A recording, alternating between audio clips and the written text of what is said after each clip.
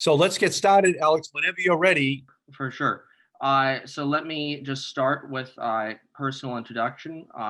My name is Alexander Loznak. I'm one of the 21 Juliana v. United States plaintiffs. We are bringing a landmark constitutional climate change lawsuit against the United States government that has gone all the way up to the Supreme Court a few times now, and actually won at the Supreme Court a few times now on some procedural issues. I'm one of these 21 youth who are from all across the country. It's an incredible, very diverse group that I think is really a cross section of our generation. You know, people coming from every different demographic background and every different little corner of the country. So it's a very beautiful thing to be a part of. I actually bring kind of a unique story and background to the group because I grew up on my family's farm in rural Oregon near a town called Roseburg. I don't know if you've been out here much, Senator. I'd forgive you if you haven't. It's quite a long journey, but I went to Roseburg High School, and then at the tender age of 18, the summer after I graduated from high school, I did two adventurous things. One, I became one of the plaintiffs in this case, and we filed against the U.S. government on I know it was a Wednesday. I think it might have been the second week of August. And then I believe on that Friday, I got on a plane and flew all the way to New York City to start my undergraduate studies at Columbia University in Manhattan.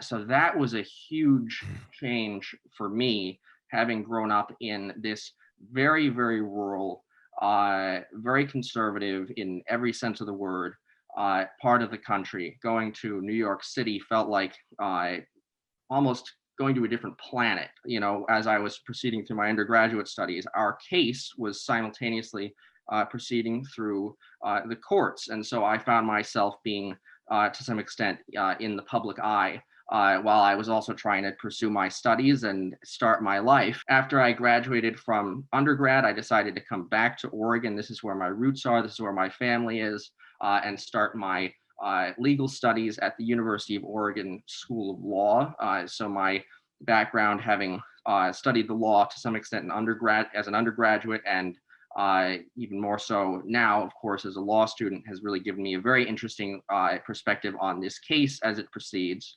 I may be the first person ever in U.S. history to study their own lawsuit in a law school class while the case was pending before the Supreme Court. So that was quite a unique experience on my part. I'm supposed to do the introduction for you as well, Senator. I don't know that you need an introduction. Your reputation precedes you as the Green New Deal maker, so to speak. So my question to you is, what prospects do we have for congressional action on climate change at this moment in time? Well, we're beginning an historic debate in the United States Congress. Failure is not an option. We have high ambitions, and those ambitions are actually driven by young people across our country who have showed up in historically high numbers, just changing the whole perception of the climate crisis, and with the demand that we do something before it turns into climate chaos.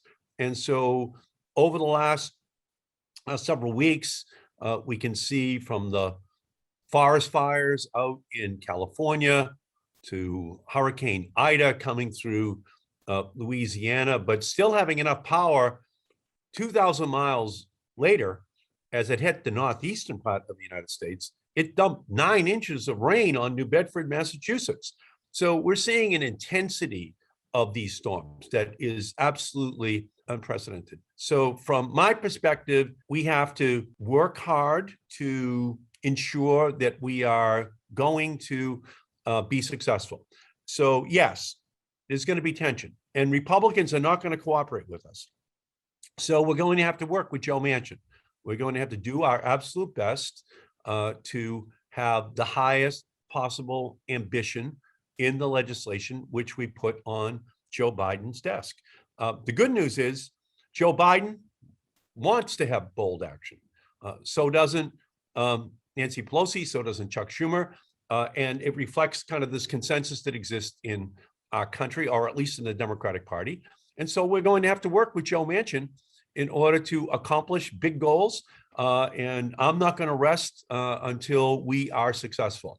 It won't be easy, but I think it's an unavoidable challenge for this generation to complete. Thank you, Senator. Do you see this window that we are in the last or one of the last chances to really do something about this? Because I don't need to tell you that the IPCC came out a few years ago and said we need to cut emissions in half by 2030 in order to limit warming to 1.5 degrees. And many scientists would say that even 1.5 degrees, although certainly better than 4 or 5 degrees Celsius of warming, still carries some very significant risks of harm particularly to marginalized communities. So there's conventional wisdom that the opposition party always takes the House in the midterms. So is this the last chance for action by Congress? And if so, what else is there to be done? Well, the Democrats won the House, the Senate, and the presidency in 2020. And a lot of it was driven by young people who were out there organizing, not agonizing, putting climate on the agenda.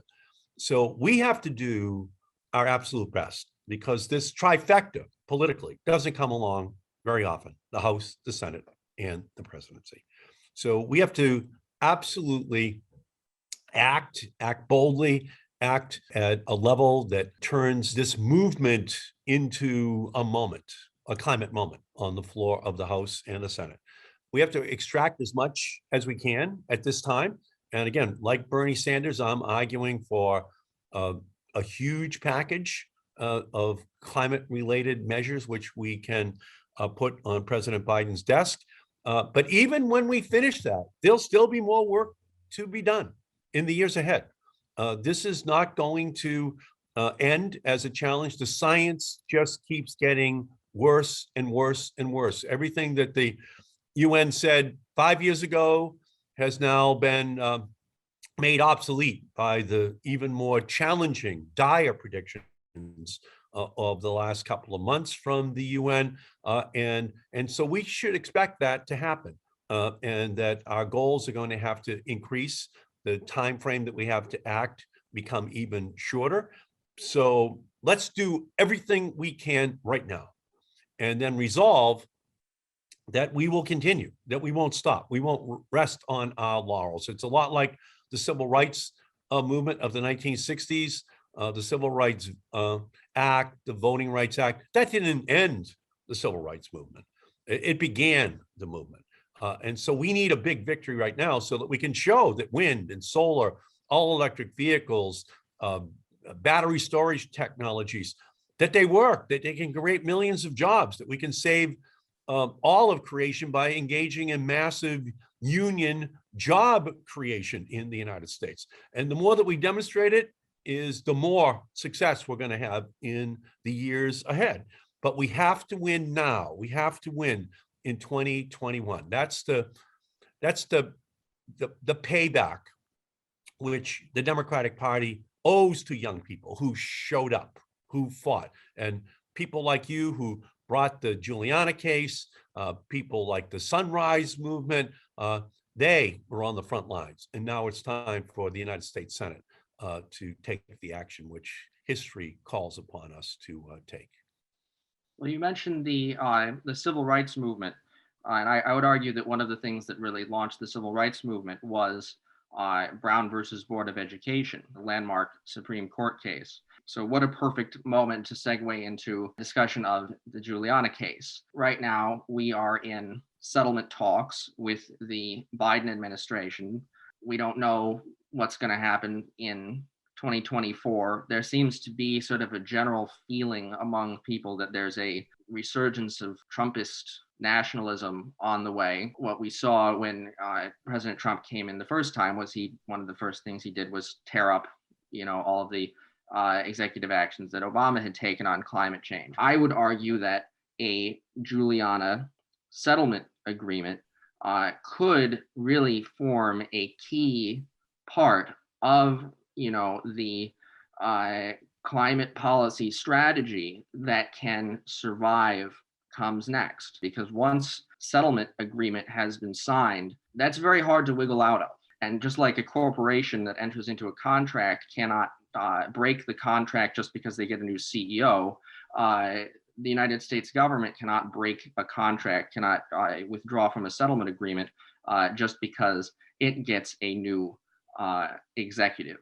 So, we've been fighting this case in the courts for, several years now. We've had some big wins. We've had some bad decisions as well. We had a Ninth Circuit panel where two out of the three judges ruled against us.